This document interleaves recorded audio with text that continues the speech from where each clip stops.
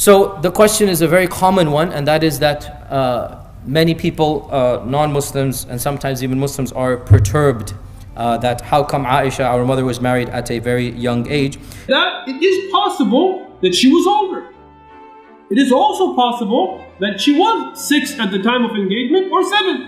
You find some so-called scholars. I graduated from the Islamic University of Islamabad with a master's focused in hadith. So-called scholars making these estimates based on some other evidences. Like for example, Aisha in one narration she says, I was engaged at the age of 6. In another narration she says, I was engaged at the age of 7. Sometimes she said 6, sometimes she said 7. That shows there's a difference of opinion, and therefore we cannot trust anything. But did she actually know her age or not? Allah knows best. So that's what they say, that's what they do. Subhanallah. And they bring the weakest of evidences to prove to prove that she was 18. So for example, they'd say that Asma bint Abu Bakr, who's the sister of Aisha, was 10 years older than Aisha. Asma, the older sister of Aisha radiallahu anha, she was 10 years older than Aisha radiallahu anha. Okay.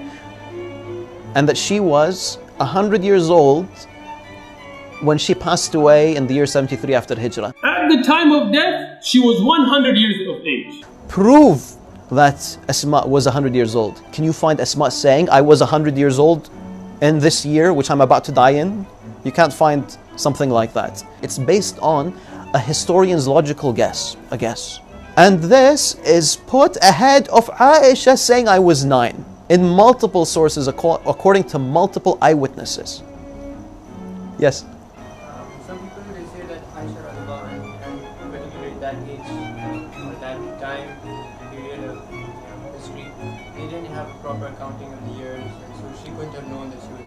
That even Ibn Hajar and Tabari, they were not able to produce exact ages of when Aisha was born. Now it's very important to understand why. The Arab had no calendar. Even today, even though we have calendars today, I mean every country has a calendar. But even today, those of you born in other countries, if you ask your grandmother, how old are you? She'll tell you, well, I don't really know.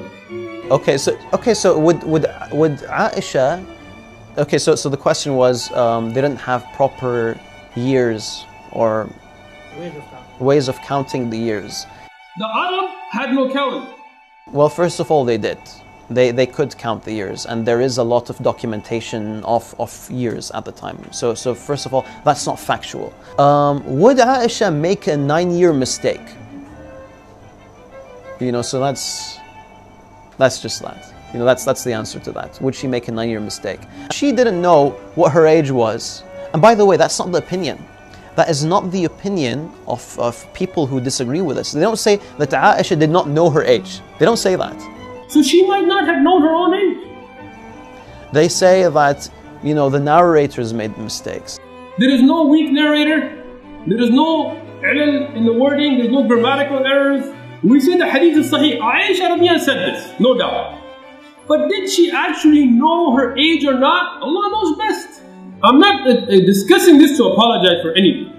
Oh Muslims, don't apologize for the truth and don't distort the truth. There are Muslims that try to deny this. Oh, he didn't marry Aisha as a young girl. Ya akhi, look, that's not the way forward.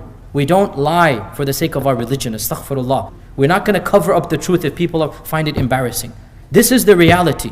Deal with it. It's mutawatir evidence. Her saying, I was 9 years old. Our Prophet ﷺ married a young girl. And we are proud of this. And we're proud of that.